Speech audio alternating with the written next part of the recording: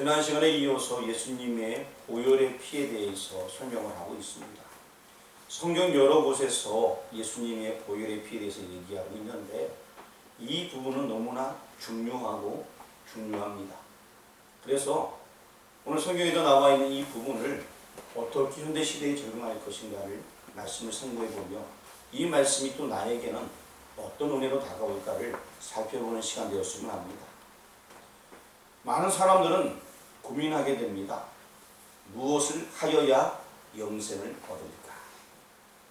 저도 어렸을 때에 굉장히 고민했습니다. 모태신앙인에서 잘하는 게 없어. 잘하는 게 하나도 없어. 다 못해요. 그렇지만 하나님이 계신가 궁금했습니다. 사람들이 자꾸 얘기하면 모태신앙에서 할 줄 아는 게 없다. 다 못한다고 그렇게 얘기하는데, 그래서 정말 내가 모태신앙에서 못하는가? 근데 그건 아닌 것 같고요. 하나님이 과연 살아계신가?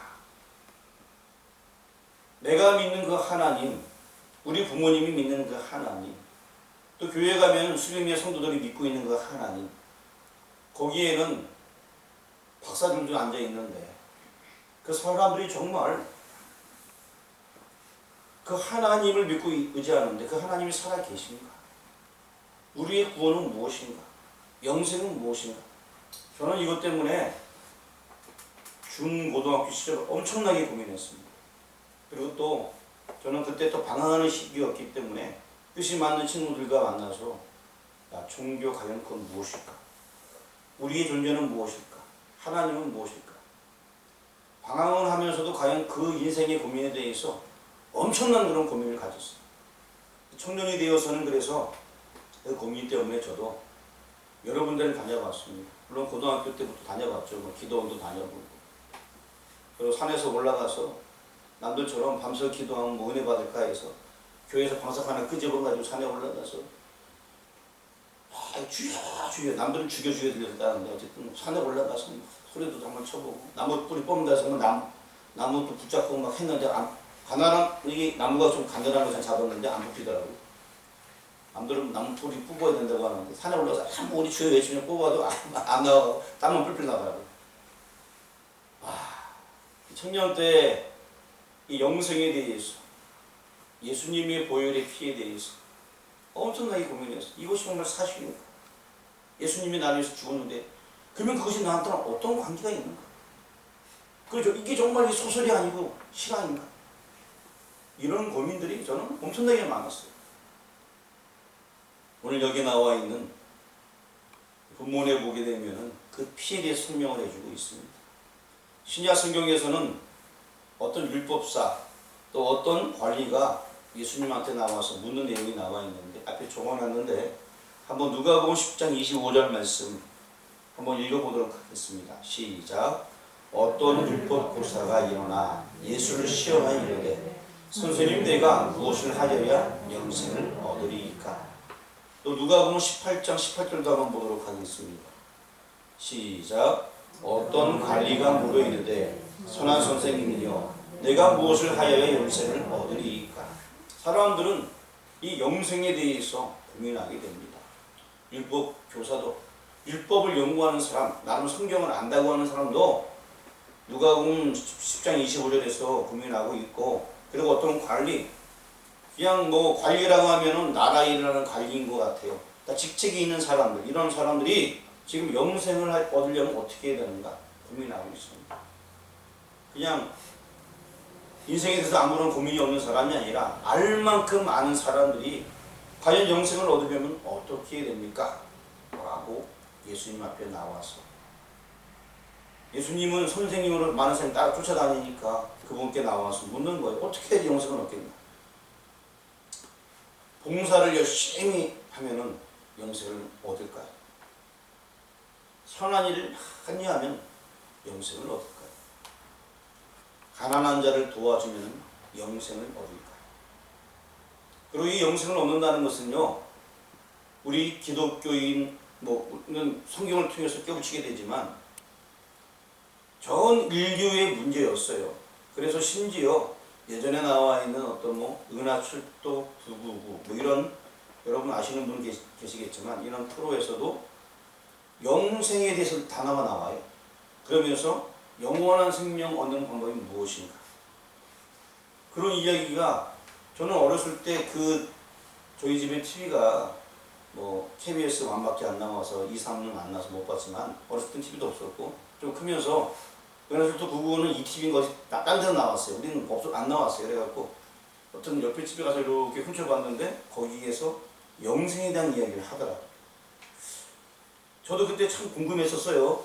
어렸을 때. 근데 거기서도 나오고.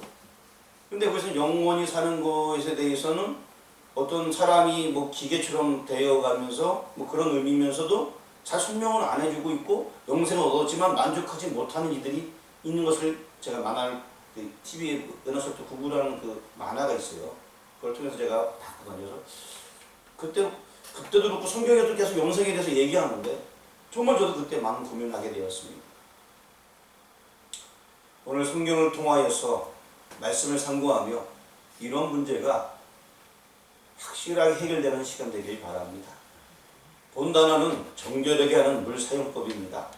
먼저 부정하게 된 그 세 가지 경우가 성경에 나와 있는데 우리 11절 말씀을 읽어보도록 하겠습니다. 사람의 시체를 만진 자는 이래 동안 부정하리니. 그러니까 시체를 만지면 부정하다. 14절 말씀도 한번 읽어보겠습니다. 시작. 장막에서 사람이 죽을 때의 법은 이러하니 누구든지 그 장막에 들어가는 자와 그 장막에 있는 자가 이래 동안 부정할 것이며, 이번에는 어떤 사람이 죽었는데 그 장막에 들어가는 모든 자들이 다 부정하다는 거예요. 만지지 않아도 같은 장소에 있었으면 부정하다라고 얘기합니다. 오늘날하고 비슷한 거, 코로나 환자를 접촉했나? 그 같은 장소에서 오랫동안 있었나? 뭐 이런 거랑 비슷한 것 같아요. 16절 말씀 한번 읽어보겠습니다. 누구든지 들에서 칼에 죽은 자나 시체나 사람의 뼈나 무덤을 만졌으면 이래 동안 부정하리니. 자, 여기서 보니까 14, 11, 16절 모든 절 속에 보니까 시체랑 관련이 있습니다. 그리고 뼈나 무덤, 시체를 안 만졌어도 무덤을 만졌어도 부정하다. 그리고 또 시체를 안 만졌어도 같은 장막이 있었으면 부정하다 라고 말씀하고 있습니다. 위의 세 경우 모두 죽은 사람과 관련된 부정인 것입니다. 이는 사망이 죄의 결과로 왔기 때문이고 이렇게 하심으로 죄에 대한 경각심을 갖게 하기 위함으로 여겨집니다. 다시 말씀드리면요, 계시의 빛이 희미했던 구약 시대에 주어진 규례라는 것입니다. 제가 누누이 말씀드리지만 구약 시대에는 직접적인 어떤 현상과 경험들을 보아야지만 깨우치는 그러한 시대였습니다. 오늘날은 이미 구약 시대가 지나왔기 때문에 예수 그리스도의 은혜로 구원받습니다. 하지만 구약 시대에는 제사를 드려도 짐승을 잡아야만 됐습니다. 지금은 짐승을 잡는 것이 아니라 우리 자신이 산 제사를 드리는 것입니다. 확고한 진리는 레위기 11장 44절에 나와 있는데 우리 한번 여기 적어놓은 레위기 11장 44절 말씀 읽어보겠습니다. 나는 여호와 너희의 하나님이라. 내가 거룩하니 너희도 몸을 구별하여 거룩하게 하고 땅의 길은 길짐승으로 말미암아 스스로 더럽히지 말라. 하나님께서 거룩하니 너희도 거룩하다라고 하면서 짐승이나 이런 것들 때문에 더럽히지 말라라고 말씀을 해주고 있습니다. 또 레위기 11장 45절 말씀도 읽어보겠습니다. 나는 너희의 하나님이 되려고 너희를 애굽 땅에서 인도하여 낸 여호와라. 내가 거룩하니 너희도 거룩할지어다. 성별에 대해서 말씀을 해주고 있습니다. 나는 너희의 하나님이 되려고, 한번 따라하시길 바랍니다. 나는 너희의 하나님이 되려고. 하나님께서 우리의 하나님 되기 위해서 애굽 땅에서 너희를 인도해내겠고, 그러니까 내가 거룩하니 너희도 거룩할지어다. 애굽에서 인도해냈다는 것은 여러분도 알다시피 6월절을 상징하는 거예요. 내가 너희 하나님이 되려고, 너희가 죄 가운데 있는 애굽 그런 우상 숭배하고 있는 그 가운데서 내가 그 어린 양의 피로 구원해냈다. 이 말씀을 해주고 있는 것입니다. 이렇게 거룩하게 구별되는 것, 성별하는 것은 어린 양의 피가 있어야 된다는 말씀을 뇌이기서에서 지금 말씀해 주고 있는 것입니다. 다시 말씀드리면 구약시대에는 죽음으로 표현하면 이해하기 쉬웠고 실제로 부정한 행동을 철저히 규제를 했습니다. 오늘날로 말하면 우리가 이 땅에 살아가며 알고도 짓는 죄, 모르고도 짓는 죄 다 가리키는 것입니다. 그러면 첫 번째로 부정해진 사람을 정결하게 하는 방법은 무엇인가를 살펴보려고 합니다. 여러분 본문 말씀 17절 말씀 한번 읽어보시기 바랍니다. 그 부정한 자를 위하여 죄를 깨끗하게 하려고 불사른 죄를 가져다가 흐르는 물과 함께 그릇에 담고. 자, 이 죄는 지난 시간에 소를 태워서 만든 죄죠. 그 죄를 가지고서 흐르는 물과 함께 그 죄를 이제 푸는 거예요. 이제 18절 말씀 읽어보겠습니다. 정결한 자가 우슬줄을 가져다가 그 물을 씻어 장막과 그 모든 기구와 거기 있는 사람들에게 뿌리고 또 뼈나 죽임을 당한 자나 시체나 무덤을 만든 자에게 뿌리되. 우슬초는 이제 손처럼 이렇게 털이 있으니까 그걸 가지고서 그걸 적셔가지고서 뿌리라는 거죠. 다시 강조합니다만 지난 시간에도 말씀드렸듯이 뿌려야 한다는 것입니다. 히브리서 12장 24절 말씀 앞에 적어놨는데 같이 한번 읽어보도록 하겠습니다. 새 언약의 중보자이신 예수와 및 아벨의 피보다 더 나은 것을 말하는 뿌린 피니라. 뿌린 피. 피가 뿌려져야 된다는 것입니다. 신구약 전체 성경에서는 이 뿌린 피에 대해서 계속 얘기해주고 있습니다. 구약시대에 정결하는 방법은 물로 뿌리는 모습도 나와 있습니다. 제사장들이. 결국에 이 피 뿌림을 받아야 되는 것을 암신적으로 다 나타내고 있는 것입니다. 다시 우리 본문 19절 말씀 돌아와서 19절 말씀 한번 읽어보겠습니다. 시작. 그 정결한 자가 셋째 날과 일곱째 날에 그 부정한 자에게 뿌려서 일곱째 날에 그를 정결하게 할 것이며 그는 자기 옷을 빨고 물로 목을 씻을 것이라 저녁이면 정결하리라. 제가 이 19절 말씀을 쭉 보면서 저도 예전에 이 교회에서 스스로 능동적 자가격리를 한 적이 있습니다. 능동적 관리 대상자로서 제가 2주 동안 있었는데 그때도 한 2차례 정도 검사를 받았어요. 또 정말 실제로 자가격리하는 사람들도 물어보니까 끝나기 전에 이렇게 검사를 코찍으로 간다 그러더라고요. 이렇게 중간에도 한 번 간다 그러는데 여기 보니까 셋째 날, 일곱째 날에 이렇게 정결한 예식에 나와 있습니다. 사실 성경은 이미 오래전에 쓰여진 것인데 이렇게 정결 예식에 대해서 세세하게 기록이 되어져 있습니다. 20절 말씀도 한번 읽어보겠습니다. 시작. 사람이 부정하고도 자신을 정결하게 하지 아니하면 여호와의 성소를 더럽힘이니 그러므로 이 중 가운데에서 끊어질 것이니라. 그는 정결하게 하는 물로 뿌림을 받지 아니하였은즉 부정하리라. 사람이 부정하고도 스스로 정결하게 하지 아니하게 되면요 결국에는 여호와의 성소를 더럽힘으로 끊어진다라고 말씀하고 있습니다. 더러운 것이 묻었으면 더러운 것이 나한테 있으면 안 된다는 것입니다. 나 때문에 다른 사람에게도 이 더러움이 전염된다는 거예요. 그래서 그런 사람은 끊어진다라고 말씀하고 있습니다. 그는 정결하는 물로 뿌리를 받지 아니했은즉 부정하리라. 여호와의 성소를 더럽히면 안 된다는 것입니다. 결국에는 해진 가운데 끊어진다. 그거 더럽히면 말미암아 죽임당한다는 것입니다. 부정해진 사람들을 정결하게 하는 방법은 따라하시기 바랍니다. 뿌림을 받아야 한다. 뿌림을 받아야 한다. 그렇습니다. 예수님의 보혈의 피, 그 피 뿌림을 받아야 한다는 것입니다.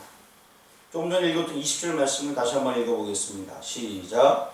사람이 부정하고도 자신을 정결하게 하지 아니하면 여호와의 성소를 더럽힘이니 그러므로 해중 가운데서 끊어질 것입니다. 그는 정결하게 하는 물로 뿌리를 받지 아니하였은즉 부정하니라. 결국 이 부정을 계속 유지하고 있으면 끊어지고 죽는다는 것입니다. 두 번째로 그렇다면 뿌림을 받는다는 것이 지금 현대 교회에 어떻게 적용이 되는가? 우리 동네 소 키우는 집들이 몇 집 없지만 우리가 부정하게 일을 했으면 가서 소를 한 마리 잡아서 태워갖고 번제단에 태워갖고 죄를 만들어가지고 그걸 이렇게 흐르는 물에다 해서 나한테 뿌려야 되는데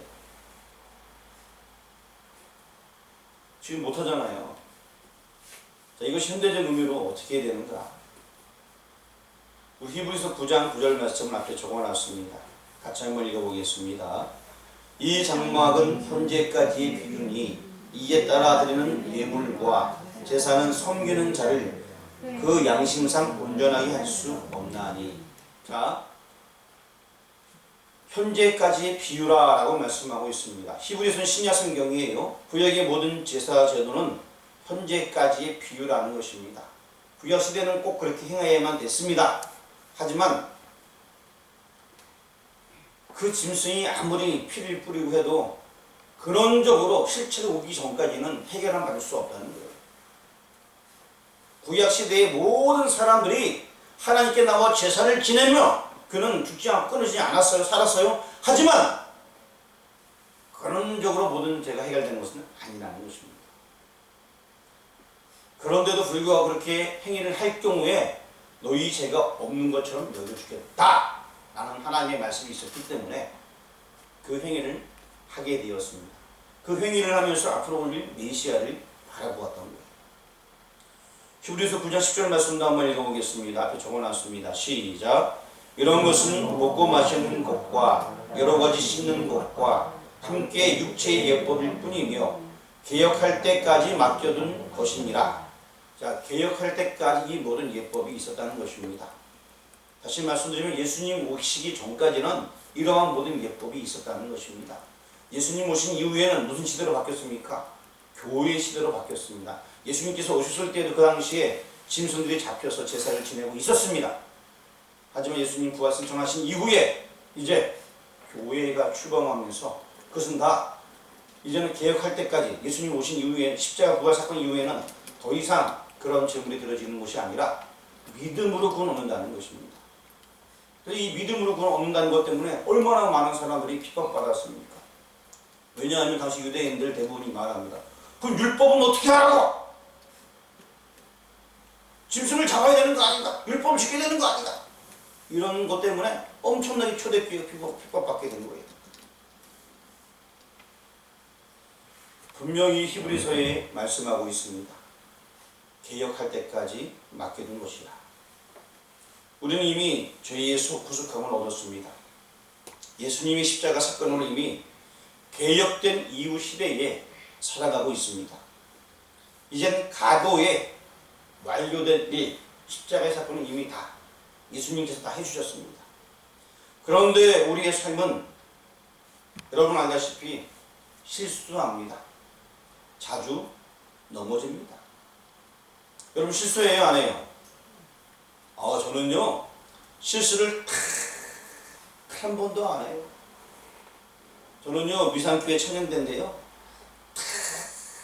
한 번도 실수를 안 해요. 저는요 미상교회 다니는 성도인데요 단 한 번도 1년 365일 교회 모든 예배에 빠진 적이 없어요. 실수한 적이 한 번도 없어요.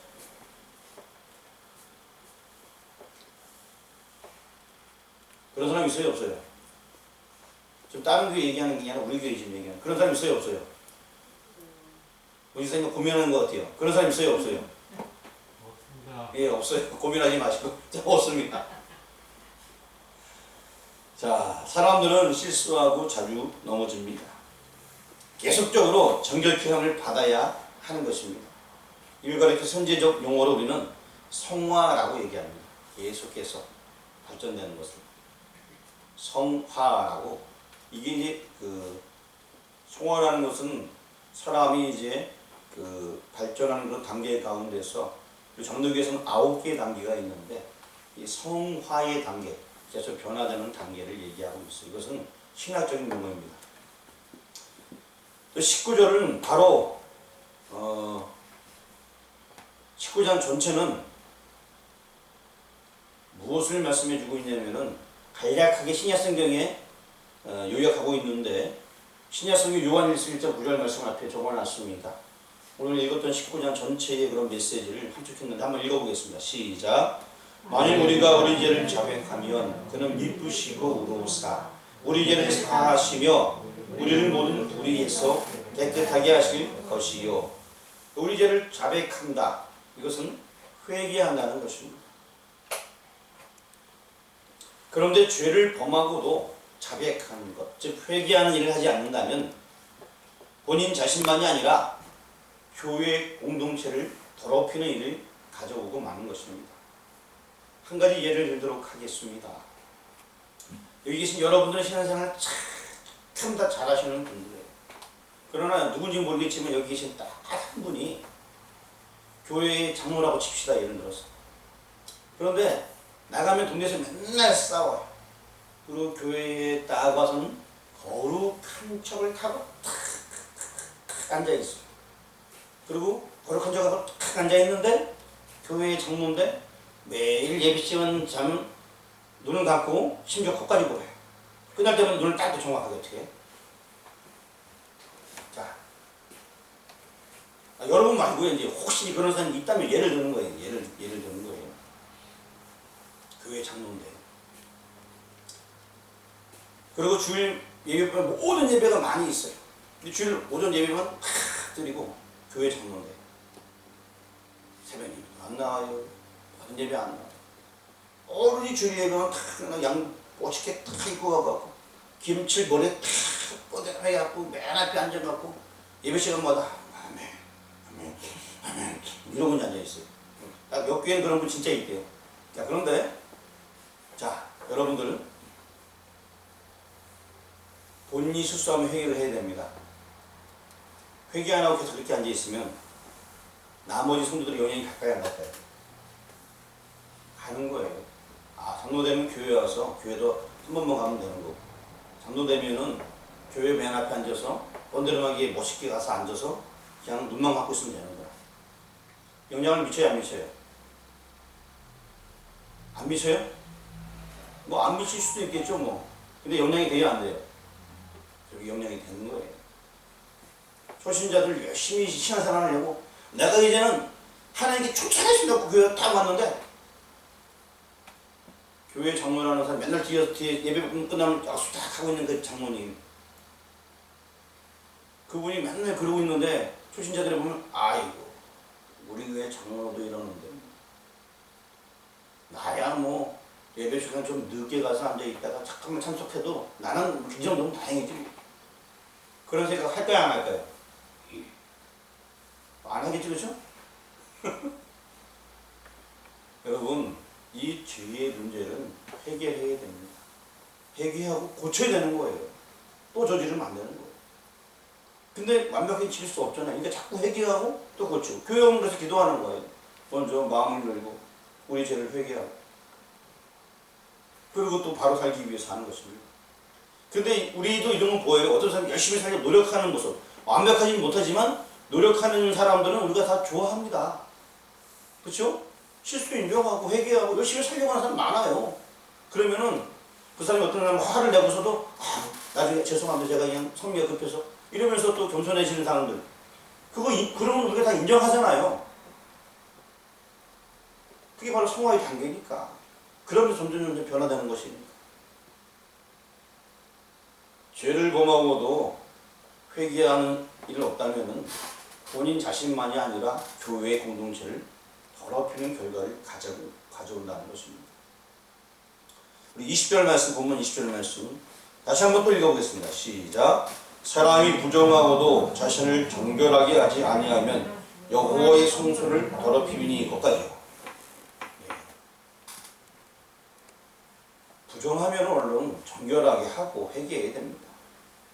그리고 이 구속 사역은 언제까지 계속돼야 될까요?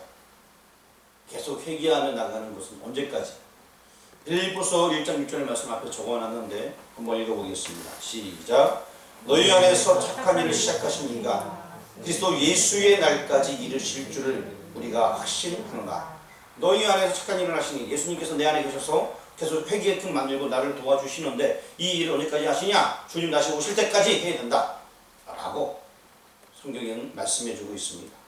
주님께서 다시 오시는 날이 이 모든 것이 완성되게 되는 것입니다. 우리 오늘도 한번 찬송을 한번 드렸으면 합니다. 259장 찬송가 259장. 어떤 분 반주자분들 앉아 계시는데 알아서 이제는 뭐 이렇게 나오셔서 뭐 말씀 안 해도 259장입니다.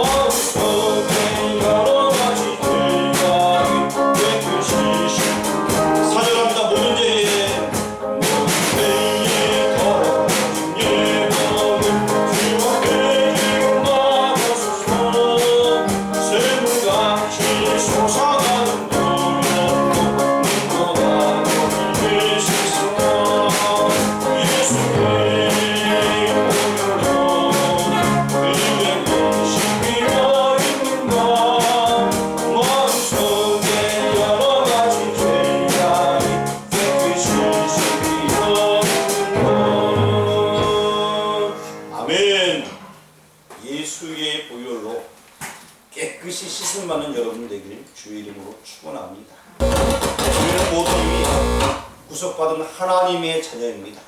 개인적인 삶, 일상적인 생활에서도 또 짓기 전에는 죄는 그때그때 바로 해결하시면 됩니다. 결론적으로 이제 말씀드리겠습니다. 본장을 마치기 전에 확실히 해두어야 할 점이 있습니다. 본장에서는 부정과 정결이 강조되어 있습니다. 옷을 빨고 물로 몸을 씻으라 7절과 8절과 19절에 나와 있습니다. 그렇다면 어떻게 하는 것이 예수님의 피로 뿌림을 받은 것인가 하는 문제인 것입니다. 오늘 들었던 찬송가처럼 모든 죄에 더러워진 예복을 주 앞에 지금 다 벗어서 샘물같이 솟아나는 보혈로 눈보다 더 이게 씻으라. 또 샘물과 같은 보혈은 임마누엘 피로 나면서 그런 찬양도 있습니다. 이제 예를 들어서 쉽게 설명드리도록 하겠습니다. 예수님께서 제자들의 발을 씻어 주셨습니다. 특별히 잡히시던 전날 밤이었습니다. 잡히시던 날 밤. 그때 예수님께서 발을 씻어 주셨는데 요한복음 13장 8절 말씀 앞에 있습니다. 베드로는 절대 발을 못 씻기게 합니다. 또 13장 9절 말씀 넘어가서 13장 10절 말씀 한번 여기 읽어보도록 하겠습니다. 앞에 적어놨습니다. 시작. 예수께서 이르시되 이미 목욕한 자는 발밖에 씻을 필요가 없느니라.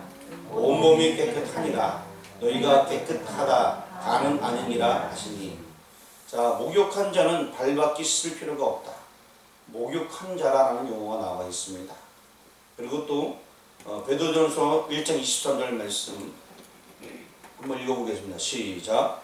너희가 거듭난 것은 썩어질 씨로 된 것이 아니요 썩지 아니한 씨로 된 것이니 살아있고 항상 있는 하나님의 말씀으로 되었느니라. 제가 이제 조금 많이 나와막긴 한데요, 간단하게 말씀을 맺으려고 합니다. 거듭난 것은 썩지 아니한 씨로 되어져 있습니다. 영원히 변함이 없다는 것입니다. 그리고 아까 요한복음 14장 10절 말씀에는 이미 모욕한 자는 발맛이 있습니다. 쉽게 설명드리면 이미 구원 얻었기 때문에, 예수님 믿었기 때문에 그때